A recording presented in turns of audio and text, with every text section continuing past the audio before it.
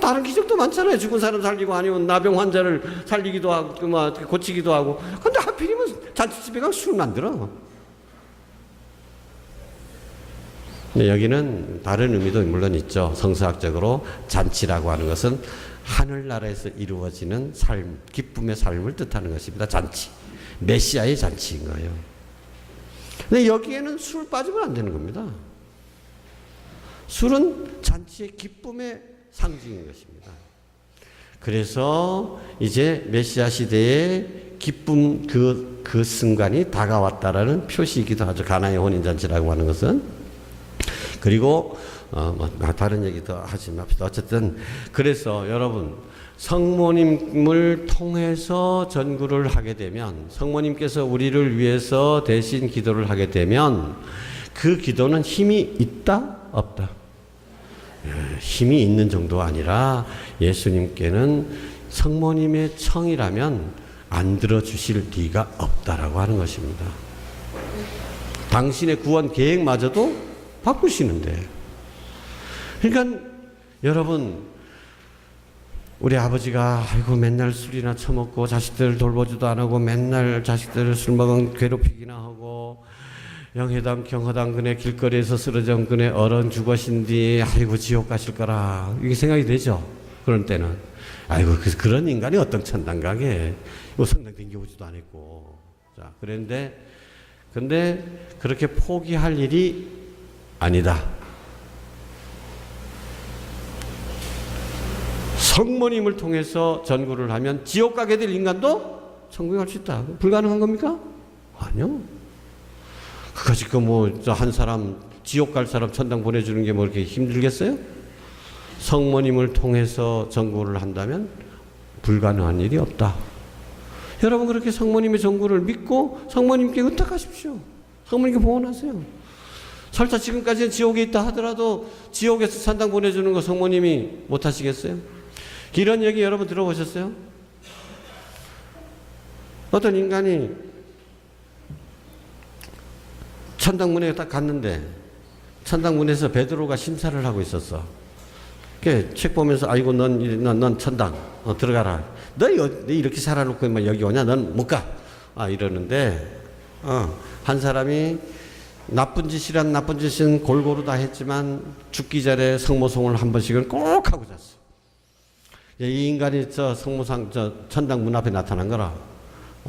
베드로가 너 이런 놈이 감히 어디 창피하게 막 여기 왔어?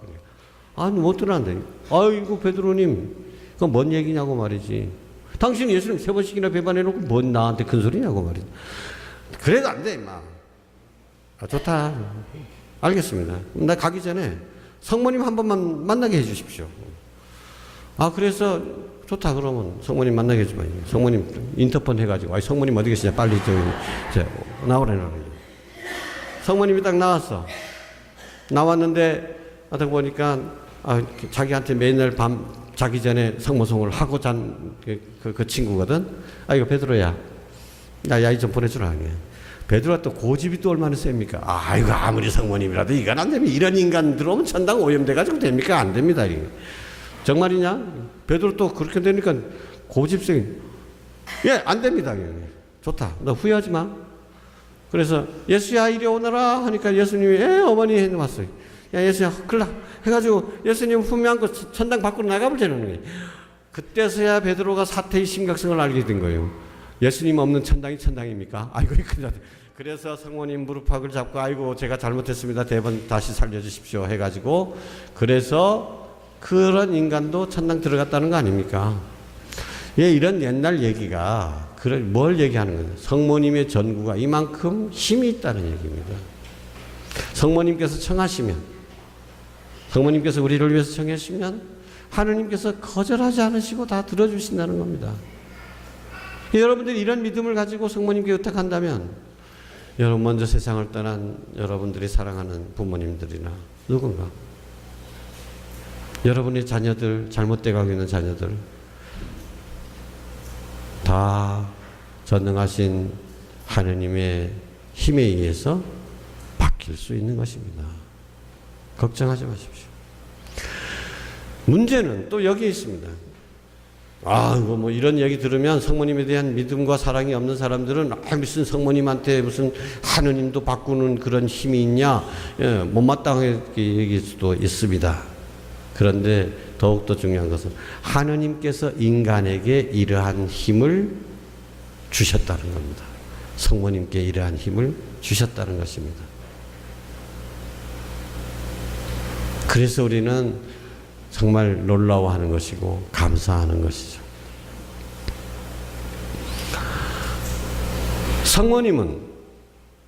성모님 자체로 자신으로 말미암아 능력이 있으신 것이 아니라 달이 태양을 받아가지고 보름달이 그렇게 밝고 환하게 빛나는 것처럼 태양의 빛을 받은 게 하느님의 은총을 받은 것입니다. 그거 하느님께서 원하시는 것은 성모님을 통하는 것이다. 이게 우리에게 있어서 가장 또 중요한 요점입니다. 자, 여러분 생각해 보십시오. 하느님께서 인간을 구원하시기 위해서 당신의 아드님을 세상에 내려보내실 때 꼭 여자의 몸을 통하셔야만 됐을까? 아니잖아요. 우리 박혁거세처럼 사람들이 닭이 막 울어. 아니 이상하다 해서 그 숲에 가 보니까 거기 큰 알이 있어. 큰 알을 보니까 거기에 남자아이가 하나 있어. 예수님도 이렇게 태어나도 되잖아요. 폼나고. 여자의 몸에서 꼭 태어나실 이유가 없습니다.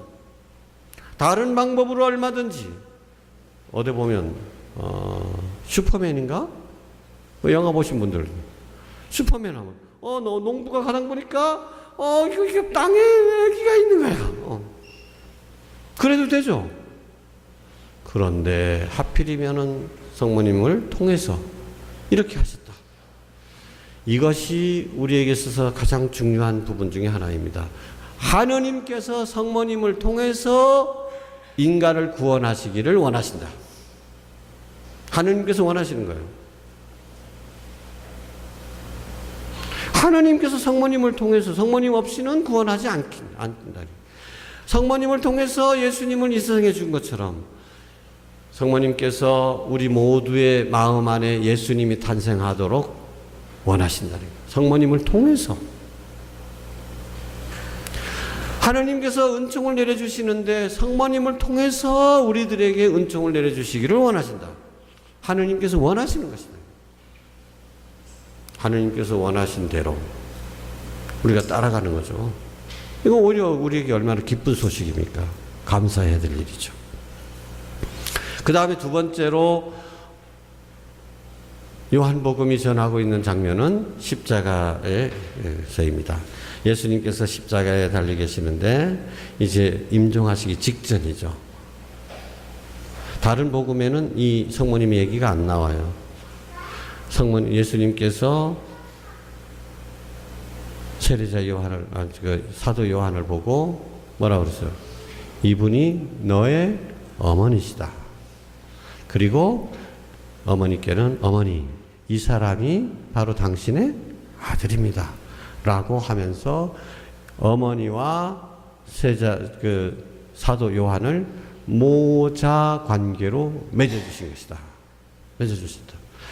이 이야기를 또 성모님은 믿지 않으려고 하는 사람들은 아이고 이분이 바로 너의 어머니시다. 어머니 이 아이가 아들이오다에 하는 말을 어떻게 설명해? 아이고 예수님께서 자기 어머니 자기 세상을 떠나버릴 거고 그러니 어머니는 홀로멍으로서 자기만 바라고 살아왔는데 이제 나봐도 죽어불면 우리 불쌍한 어머니 어떡 살고 야 요한아 우리 어머니 잘 부탁한다이 너 어머니처럼 잘 모시라이 겨우 어머니 이제는 나 대신 아이를 아들 사방 잘 위재에 삽서에 뭐 이런 식으로 해석을 하는데 이런 해석은 요한복음을 몰라도 너무도 모르는 것이다. 요한복음은 아까 말씀드렸죠. 상징이 뭐라고요? 독수리라고 그랬잖아요. 저 먼 드높은 곳에서 내려다보는 것입니다. 요한복음에는 공관복음과는 달리 예수님의 신성을 강조를 합니다. 태초에 말씀이 계셨다. 어떤 태어났다 이런 얘기도 안 해. 태초에 말씀이 계셨고 이 말씀은 하나님과 똑같은 분이셨다. 말씀이 세상에 오셨다. 이게 요한복음 1장 1절입니다. 그래서 이 요한복음에 나타난 예수님의 모습은 인간적인 모습이 거의 배제돼 버렸어. 공관복음에는 예수님께서 저 십자가에 못 박히시기 전날 겟세마니라는 동산에서 정말 피땀 흘리시면서 기도하십니다. 너무 십자가의 고통이 크기 때문에 땀에서 긴장이 돼가지고 피땀이 막 배어 나왔다 그럽니다. 루카복음에는 또 그 옆에서 천사들이 예수님을 응원하고 있었다 그럽니다. 근데 요한복음에는 예수님의 그런 인간적인 면모가 전혀 드러나지 않습니다. 예수님은 당당하시게 십자가는 영광이라고 표현하고 그 십자가를 당신이 원하신 것이고 당신이 직접 십자가를 향해서 나아가는 모습으로 그런 모습이 안 나와요. 근데 그런 요한복음인데 갑자기 뭐 예수님 돌아가실 때 되니까 뭐 인간적인 모습을 드러난다. 그거는 일관된 이야기가 아닙니다. 요한복음의 정신을 모르고 하는 얘기입니다. 그럼 요한복음은 그걸 통해서 뭐라 그러냐? 그 얘기 바로 다음에 어떤 말을 붙여붙이느냐 하면 카나의 혼인잔치에서는 그때부터 제자들이 예수님을 믿게 되었다라고 얘기했죠. 근데 이 십자가 밑에서는 뭐라고 했냐면 그때부터 제자가 성모님을 마리아를 자기 집에 모셨다. 자기 집에 모셨다.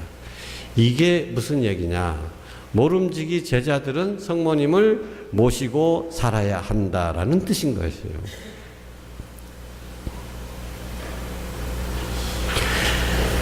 이게 요한복음 사가의 의도인 것입니다. 뜻인 것입니다. 자, 성모님께서 제자들의 어머니시다라고 하는 건 제자들을 위한 것입니까? 성모님을 위한 것입니까? 누구를 위한 것이에요? 어머니, 이 사람은 당신의 아들입니다. 그리고 이분이 바로 너의 어머니시다라고 얘기했죠. 누구를 위한 것입니까? 성모님을 위해서 홀로머니 데카브된 그게 아니라 바로 제자들을 위해서 당신의 어머니를 우리의 어머니로 내어주시는 것이다. 십자가에서 당신의 살과 피, 당신의 모든 것을 다 사람들을 우리를 위해서 내어놓으시면서 당신에게 남은 성체성사와 똑같이 중요한 선물이 하나 있어요. 그게 바로 당신의 어머니, 당신의 어머니를 우리의 어머니로 내어주시는 것이다. 이게 십자가에서 이루어진 가장 큰 은총의 하나인 것입니다. 성체성사가 가장 큰 은혜죠. 왜? 당신의 몸과 피를 직접 당신 자신을 우리에게 주시는 성사니까. 십자가에서 당신의 모든 것을 그렇게 우리를 위해서 내어주시고 당신의 어머니마저 우리에게 내어주신다. 그래서 우리 그리스도인들에게는 성체성사와 성모님 이분 가톨릭의 큰 두 기둥이다. 가장 큰 은혜로운 것이다. 우리의 은혜에 대해서 이렇게 요한복음사가가 전해주고 있는 것입니다. 우리는 이렇게 예수님의 어머니를 우리의 어머니로 모시고 보호를 받을 수 있는 큰 은총을 받은 것이다. 그래서 우리가 이렇게 성모님을 예수님께서 우리에게 마지막으로 내주신 가장 큰 선물로서 받아들이고, 그래서 이 선물이 얼마나 귀한 것인지를 깨닫게 되면 정말 감사하게 될 것이다. 자, 제가 맨 처음에 말씀드렸죠. 매지고리에서 체험한 그 신부님의 이야기. 그때 성모님의 메시지 중에서 뭐라고 했습니까? 너희가 내가 너희를 얼마나 사랑하는지를 깨닫게 된다면 너희는 기쁨의 눈물을 하염없이 흘리게 될 것이다. 우리가 성모님이 이렇게 우리를 사랑하신다는 얘기를 듣고도 사랑 햄신가 하는 것은 마음으로 우리가 얼마나 사랑받는지를 아직 못 깨닫고 있기 때문이 아닌가. 자, 이번 한 주간 동안 이 책을 하루하루 보시면서 정말 하느님을, 성모님을 더 많이 알게 되고 성모님을 더 많이 사랑하게 되고, 그래서 성모님의 사랑에 또 하느님께서 성모님을 우리에게 이렇게 큰 선물로 주심에 감격에 감사의 눈물을 흘릴 수 있게 되기를 기도합니다. 아멘. 자, 수고들 하셨습니다.